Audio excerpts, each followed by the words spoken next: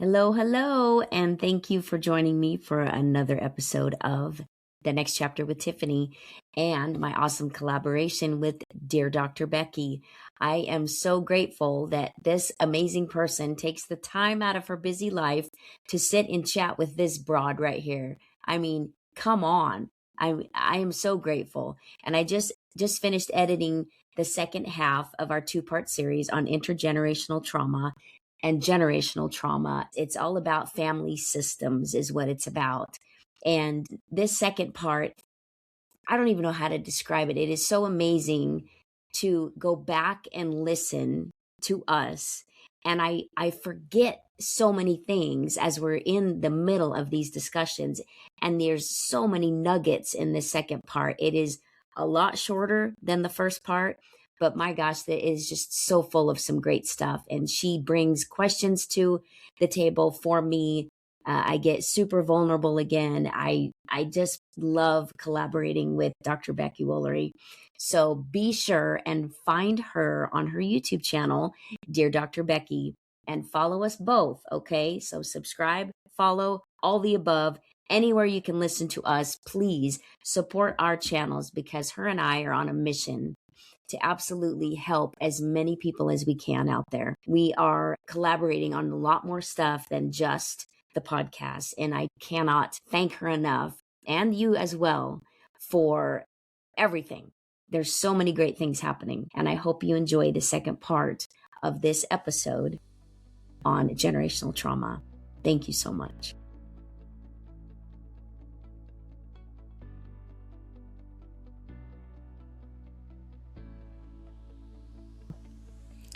I think that's what's difficult is because we are, I love family systems theory. It's fascinating. And everything you just described, talked about, frankly, a lot of dysfunction in a family where there was so much violence. And yet we're all a unit. And so it impacts each other. And sometimes even somebody who's trying to heal the other system can feel it. And they may even push back, right? Because that's not their norm.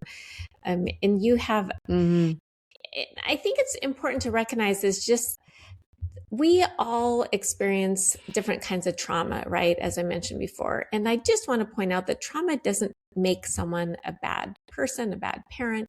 It doesn't necessarily mean that they're going to pass it on to their children. I just want to point that out because we'd all do it. We'd all be passing it on, but we do definitely are impacted by it. And if we can somehow recognize it, we can then start to change it, right? And that's important. And trauma can make a person emotionally unavailable, kind of as you mentioned. I mean, that's a common thing. But sometimes their unavailability, frankly, is just a way of handling the stress and coping with the situation because it can be just too much and too overwhelming. And so it is just their way of moving on with life and trying to keep not talking about it. Let's just focus on life and move forward. In some ways, that can be really, really helpful. I've worked with families that did the opposite, who were constantly bringing it up and it had a negative impact. When other ones really found a way to talk about it, but in positive ways, right?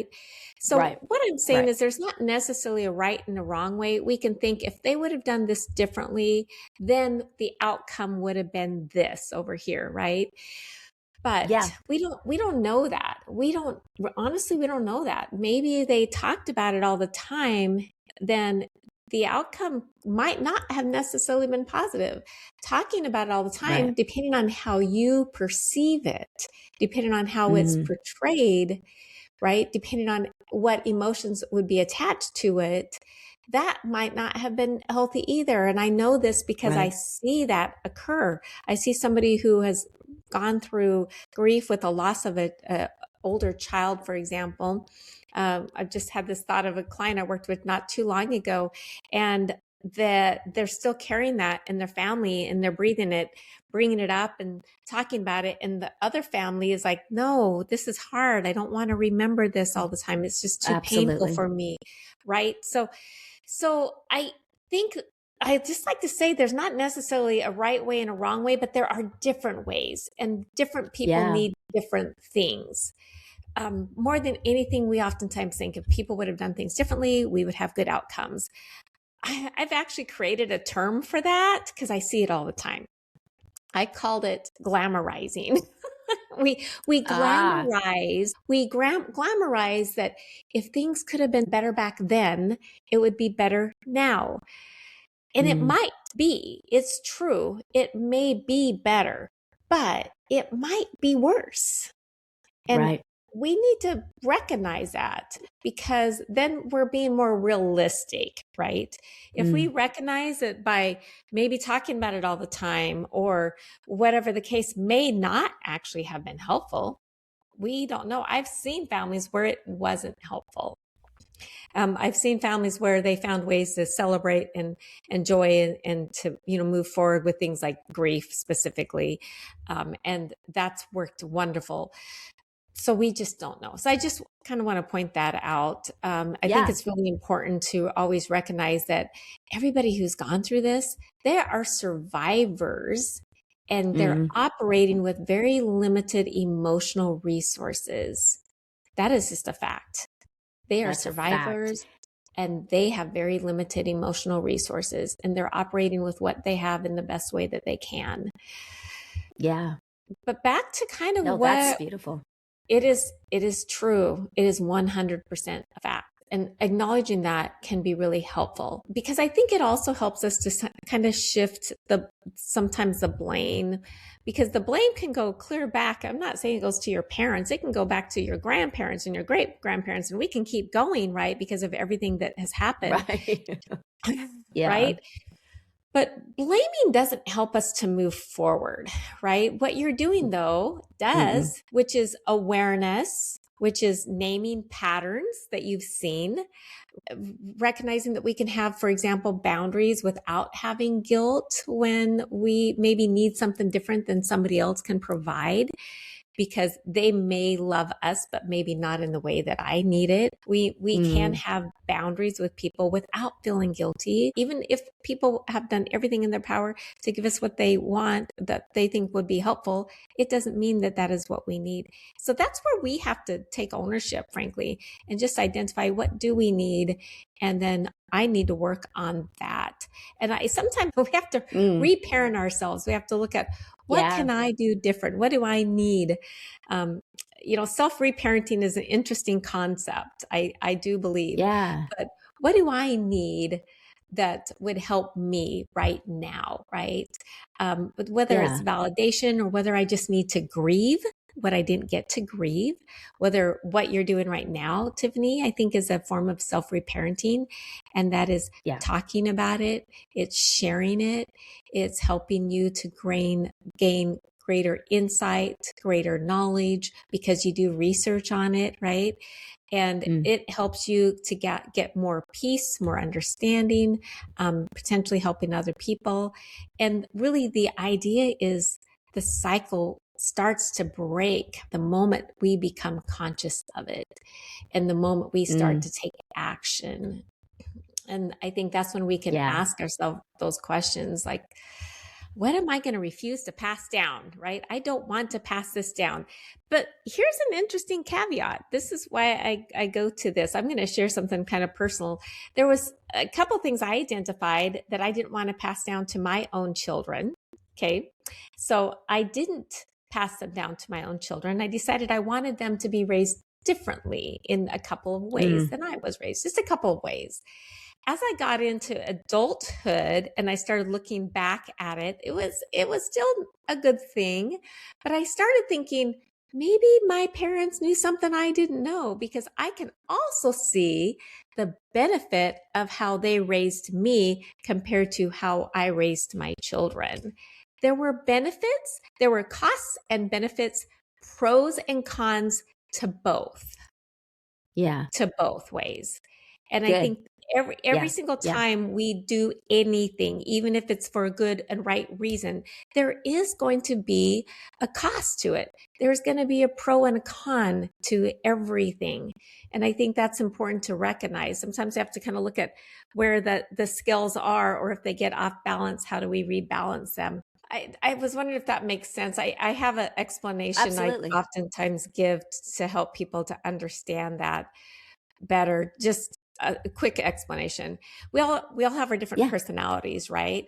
And I commonly will say you might be a person who is like an A-type personality. With that comes a lot of great things, like you are on top of things, you're there, you're dedicated. They're the people that are typically excel in whatever they do, right? They get good grades, they excel in businesses. But the negative side to that can be, which is wonderful, right? We see all these great things about this individual, but the negative side is maybe they're not there for their family. Maybe they're too focused on business, maybe, right? So almost always with Yeah. every solid characteristic and trait, this is part of trait theory, by the way. These positive Ah, traits also can come with negative traits. So I right. think it's just important to recognize that's to talking about traits. And then, of course, I was talking about parenting styles, that positive Mm-hmm. things can also come with negatives or costs and benefits, pros and cons. So I just try Definitely. to caution people about projecting what could have been in always a positive manner, because that's not really truly rational thinking, because rational thinking is both the negative and the positive, recognizing it could be both, right? Ooh, And yes. that helps Yes. us to be more grounded in how we understand and see things. Yeah. One of the things that I consider myself really good at is I can look at a situation and the way my relationship is with my mom and the way that my relationship is with my dad and the good, the bad, the ugly on both sides. My dad isn't a Mm-hmm. saint. I've said since day one, I wished he would have had stronger boundaries. I wish he would have been there Mm, more for me to keep me safe. I wish that sure, he would have, been more present in a lot of ways, all these things. sure. And my mom with our issues. But at the end of the day, uh, you can't sit there and wave a flag of poor me and I'm a product of Right. this and Yeah. I wish I coulda, shoulda, woulda, because then you're turning the focus on you and saying that you're not happy with you because what Right. happened with that situation and what they did to you, for The you, blame game. whatever, made you who you Yeah. are. Because I am definitely a product of my environment, which I'm not bitching about that at all. I am very happy about it. I do not sit back and go, oh, I wish I could have changed that. Well, then nothing would be as it is today, and I would not be who I am today. So, but the good thing about, I took the great qualities from my dad, and Mm. I did, no matter what, take good qualities from my mom in different ways, such as cleanliness and work ethic, all these things that I could speak of, and my Yeah. work ethic from my dad and my heart from my dad and all that. But then myself as well developed over years. My parents' suffering and Mm. things that they didn't possess or things they did do, that's what made me. And Mm. that's what came from that is me. So Yeah. when people live in regret and you'd go and like, you're basically saying you would change you now, you would change your circumstances now. Is that what you're saying? So when I talk to people and they say that to me, I think, so the risk that you're taking right now in saying that stuff that you just said is saying that Mhm. you would give up everything to change that, because Mm. that thing that is so profoundly painful or traumatic, you're saying that you would trade all of that, but that's what helped make you who you are. So is that what you're willing to risk?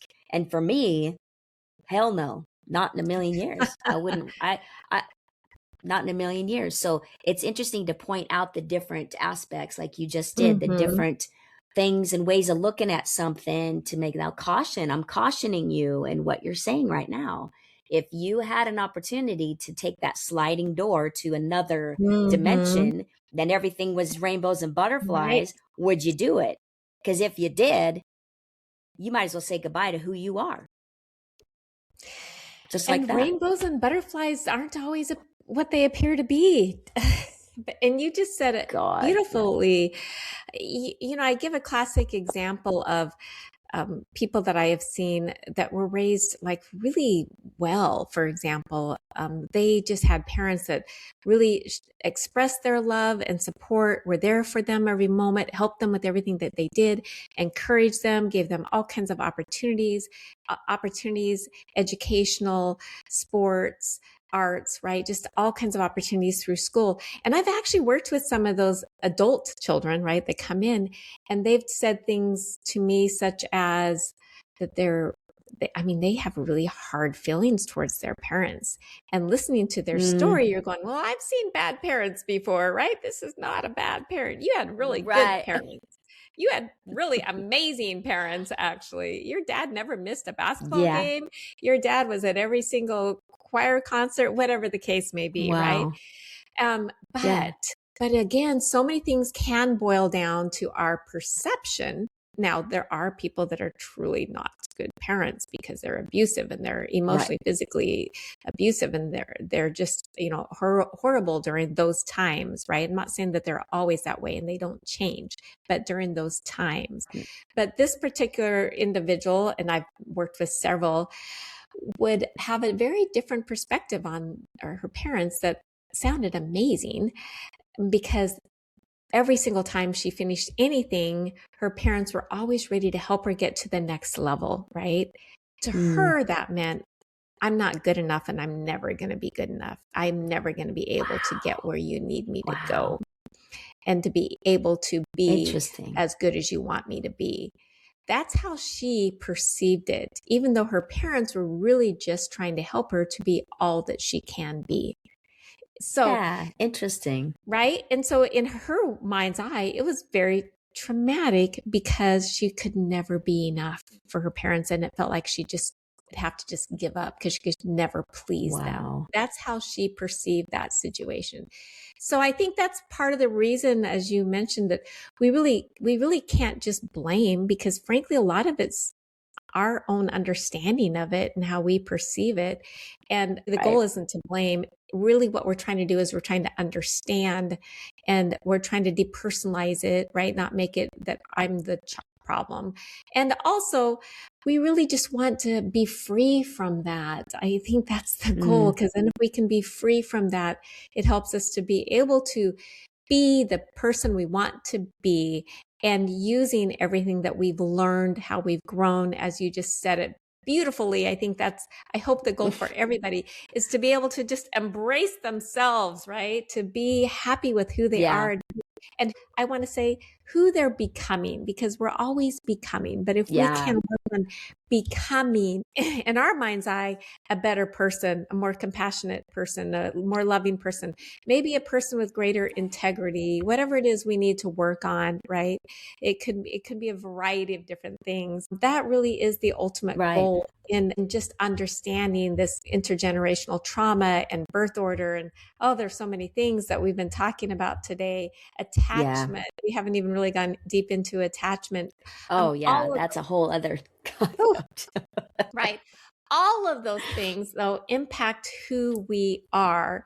And if we can pull the good things from all of that, like what you just described was beautiful, because you pulled all those good things from it. And then you're like, I embrace this. I'm glad that I have these components and these parts.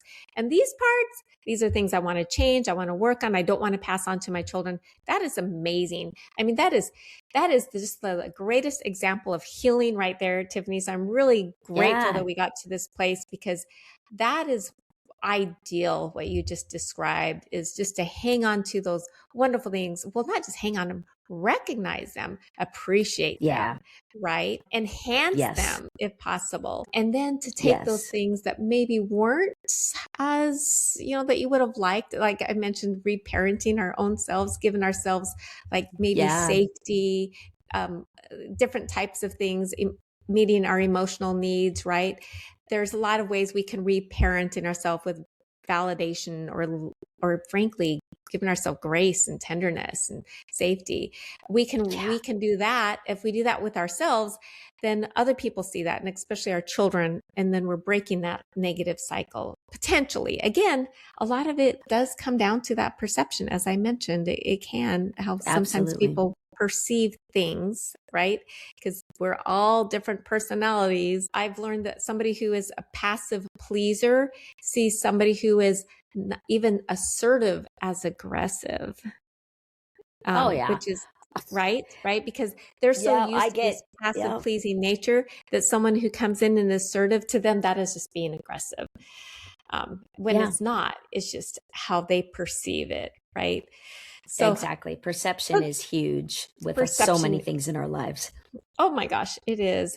But I love what you just talked about is just embracing you and loving all the good components and deciding to change what maybe you feel like you need to. I'll give you a personal example in my own life. And that is, I recognize that I grew up with in a large family. Birth order was really significant because there was like my older brother who's expected to be perfect, and he really kind of is. And that's true in a really positive way. He's amazing. And then I give my younger brother, who is just as my littlest brother, I'm more of a second child out of 6, who's just absolutely amazing too. My siblings have accomplished many great things in their life. And that wasn't easy because we did grow up with a father who had multiple sclerosis. And so parenting and living in the household was a very big struggle. And yet my siblings have done incredibly well, and they've had to work on overcoming a lot. But I laugh because I tell my little brother, by the time they got to you, you could get away with anything and everything because they were just exhausted. They were just exhausted. Yeah. Yeah. Well, luckily he probably wasn't a bad kid. Right.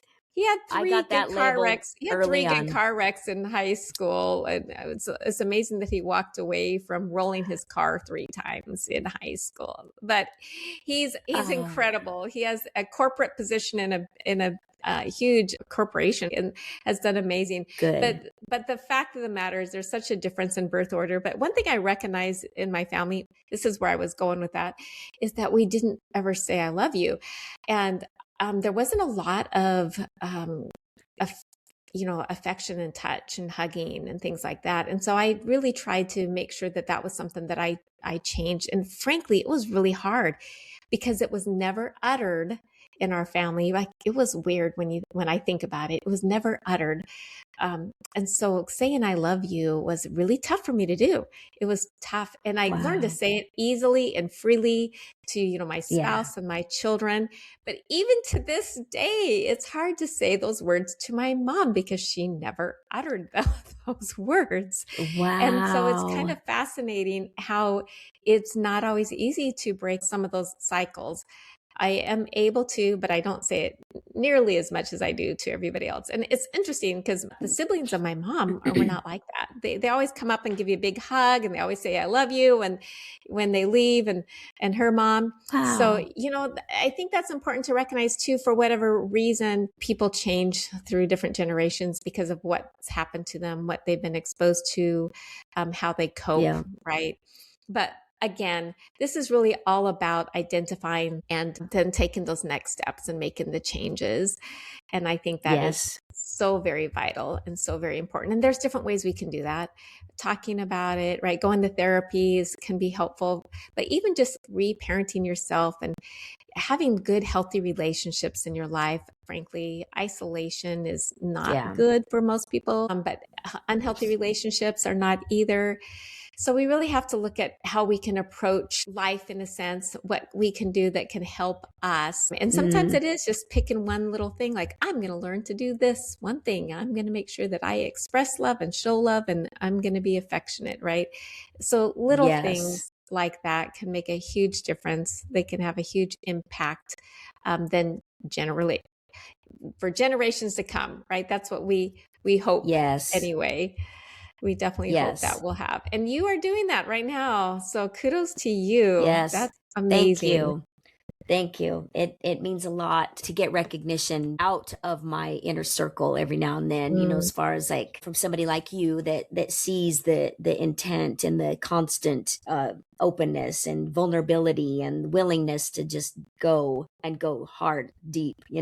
I just see what it has done for me. And Mm, that is what it's all about. But I also want to be a good example for my kids. I want my mhm. girls to be emotionally mature and available and vulnerable and willing to take chances on love and willing to Yeah. step out and get your heart broke and all these life lessons. You cannot dodge them, you cannot run from them, and they will happen.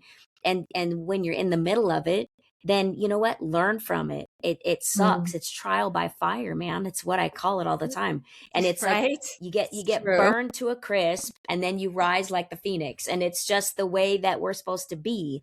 and and them coming from me, I want them to know where I came from. I'm very open Mm, about, and they know their grandma. They love their grandma, but they also know her limitations, and mm, they see it themselves in their relationship. So they mm. experience that. But I don't want them to ever think just because that's the way it was doesn't mean that that has any effect on what Sure. you pave your own way in this world, and you are going to be an amazing mother, an amazing partner, an amazing all these things. So I'm so grateful that I had the tools to be that very open and vulnerable mother, and emotional and loving, that I'm hoping that I gave them some ability to cope with things and to kind of go, oh, instead of me always, I would even ask about the littlest of things about becoming a woman. And my mom would go, Mm. I don't know. I can't tell you. I don't know. And I'd go, what am I supposed to do? You learn by Mhm.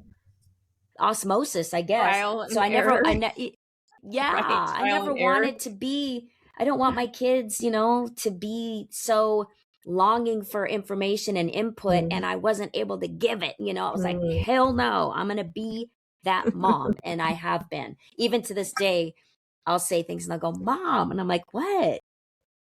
That's what happened. I mean, they're like TMI. And I go, so deal with it, Right. But TMI. anyway, no, yeah, We love to exactly. embarrass our But I children really, sometimes. That's all there is to oh, it. I just, it's fun. And their partners, every now and then they'll go, Mom. And I go, what? He needs to know this, right? But it's fun. I love it. And I'm so grateful. My oldest is turning 30 tomorrow. And Oh, so this wow. weekend's gonna be, What? You're it's gonna not be that all old. about her. No. Oh, right, right. Yeah, No, I no. know. It's like, when did this happen? Yeah, Yeah, it's no. funny, as you know, your kids, all of a sudden they're 20, and all of a sudden they're 30, and you go, what? When did this happen? So we're Yeah, gonna have a right. big family When did it weekend. happen? Yeah. That is great, Yes. and you are just showing Yes. how you have made the difference by breaking that cycle, by breaking those patterns, and making a difference for your children. I think that's really incredible, and I Thank love you. that you're talking about it as adults too, right? Sometimes we think of our children as younger children, but we can still continue to do that through their lifetime. As a matter of fact, we can greatly influence them as adults as much as anything. I Yes. just want to, sorry, I'm going to back up really quick. I just have to add No, this you're one good. last little thing. I always knew that my parents loved us, even if they didn't say it. I want to point that out.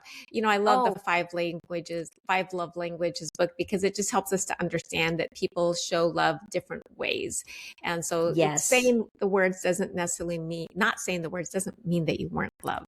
And I think that's Yeah. so important to talk about, that we can show love so many different ways. And it's really just as equally important that we recognize how others love us, even if we're not loved in the way that we want to be loved. Because if we can just Mm. recognize that they love us so deeply by showing service or taking care of us, or whatever the case may be. They don't have to say, I love you. They don't have to bring you flowers. They don't have to do all those things. It's nice, right? But it doesn't have to be that way. So there's just lots of ways that people can show love, and we need to recognize that. I just see that so oftentimes, Tiffany, I just had to bring it out. I just see it so oftentimes in I'm counseling. glad They're you like, did. they don't love me. I'm like, well, yes, I've had people that have said that multiple times. They don't love me. My spouse doesn't love me, or my parents don't love me. And they tell me their stories. I'm like, they love you like crazy. Are you kidding? They love you so much, but they're not seeing the way they love them, because it's different than how they feel love. Just because we don't Yeah. necessarily feel it, it doesn't mean that it's not happening. And I like to say that our feelings can lie to us, because they truly can. Our Oh, feelings don't boy, always howdy. tell us the truth. Our feelings can say they don't love me, when in fact they might love you like crazy. They just have a different Right. way of showing it. So I just think I that is love so that. very crucial, especially when we're looking at families and siblings and parents, that recognizing that everybody loves differently. And we need to not Mm, always expect to be loved in the way we want it, but to simply recognize it how we are loved. That can be just more powerful and more fulfilling. Even if I really would love the words, I'd really love the flowers, I'd really love whatever. The most powerful thing is just truly knowing that you are loved. And even right. with your loved with limits, because a lot of times, not that Yes. people necessarily put limits on it, but that's all they are able to give, right? Because Right. of their Right. own emotional limitations. Um, Right. so Tiffany, I just want to ask you, this has been amazing what we've talked about today. And I have seen you do so much work in this area, just everything that you expressed today. What would you want people to know that are watching this? What do you want them to know and to understand about intergenerational trauma from your own personal experience and what you have learned? You know, for me, I think diving into everything that I have, trying to understand my parents, Mm, trying to understand because I cared and not just sit there and judge and blame. And like you were saying, assume that my right, mom hates me, right. Not assume my assuming. dad is a Hmm. weakling. You know, it'd be Sure. easy to assume mom hates me, dad's weak. It would, Right. and leave it at that. That would be so easy. But I know better because of my curiosity. And I know that they both love me. It was never that. It was, why is this? Why is mom this way? Why is Hmm. dad this way? Diving below that, asking questions, getting answers, because I don't stop till I have sufficient Those answers gotta that have start those to make sense answers. to me.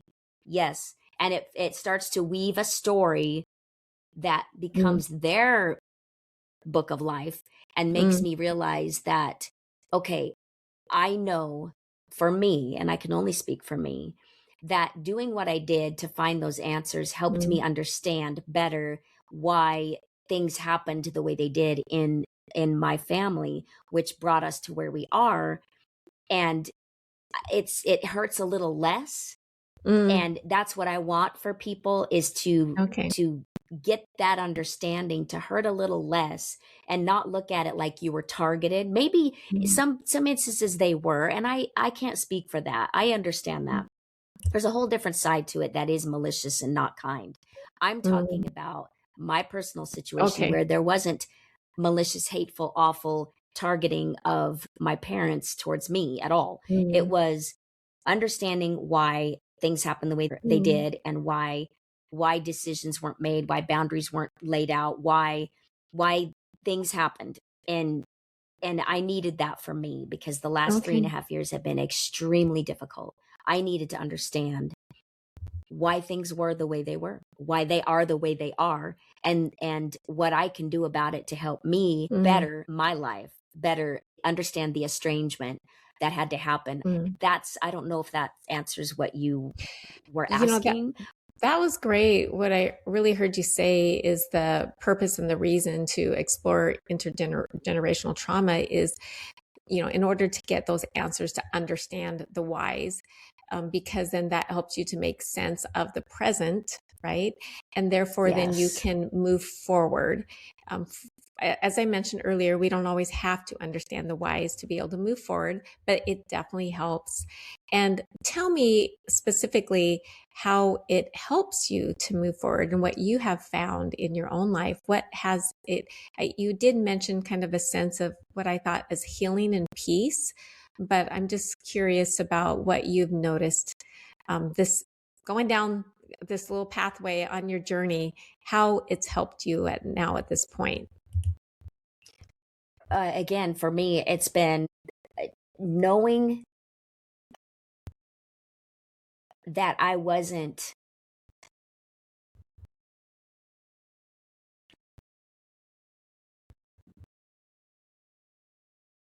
never thought that I was a mistake. Mm.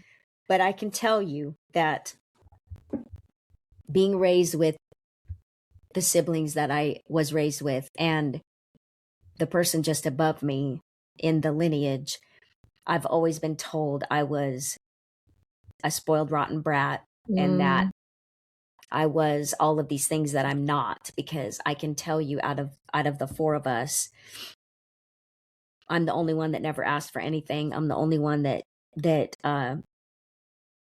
yeah, I could go on and on. I can promise you. Mm. It took me figuring out all of this stuff to get me to where I could understand and know, no matter what, the feeling of always feeling different Mm. was real and was valid, because I am. And I needed to know that, because I was targeted to a point, obviously, for Mm. many years, still am to a, I mean, I Mm. am, there's no to a point, I am targeted Mm. and discounted and, all those things. And that's fine, because I don't care what they think. It's not that. It's just It, it's not fine, understanding. but I it is needed what that. it is, right? Yeah, Well, it's right. never. It's meaning, Yes. right. No, you're right. It's not fine. I guess it's my way of saying I don't hang on it. I don't sit there and go, why not? I need you. I don't need any of them in my life. But I needed that for me to Mm. understand I am valued. I am different in a good way. I am the strong one. I am the smart one. I am the one that's willing to always do what needs done. And I needed to do all of this to Mm. get to the point of strength and the point of me standing firm in, I knew it. I always knew it.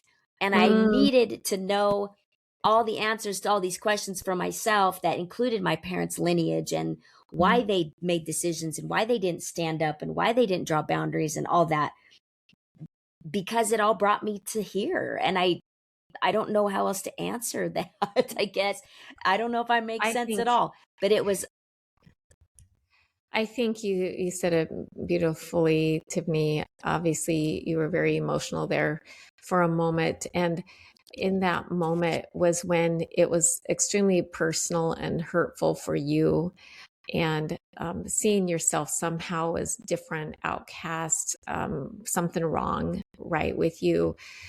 That's not a way nobody wants to see themselves that way. That's very painful and very hurtful. And maybe, in fact, with everything that I've heard, you can own the fact that maybe you weren't different, but maybe instead you were just born into the aftermath of it all. And if mm, you can start to recognize that it's more about a situation than anything, then it helps you to not take things personally, because mm, that is really the key. And the fact that you're asking these questions and you're bringing awareness to them really does mean that the cycle can absolutely stop with you. And that's just absolutely. incredibly powerful. So thank you for Yeah. doing that and sharing that with Well, everyone, thank you for the Tiffany. questions. I didn't expect those questions. But I love that. I really appreciate you allowing me that safe space to just kind of let things go, and it means a lot. And again, in the end, I know you and I are completely aligned in that we want to help other people realize things, discover things, acknowledge things, feel validated, whatever it is that any of these conversations can bring to other people. That is the absolute 100% goal. And I'm grateful, beyond grateful, that once again you've taken this time out of your life to sit and chat with me in hopes that we can affect other people's lives in a positive way.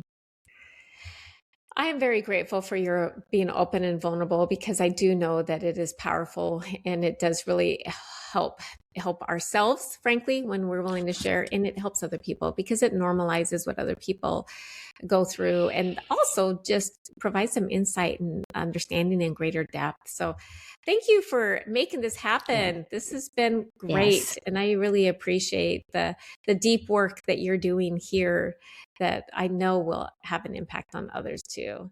Not just your Thank family, you. but other people watching this Yeah. too.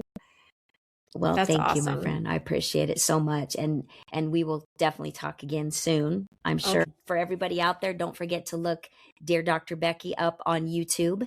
And I look forward to us being able to collaborate even more in the future.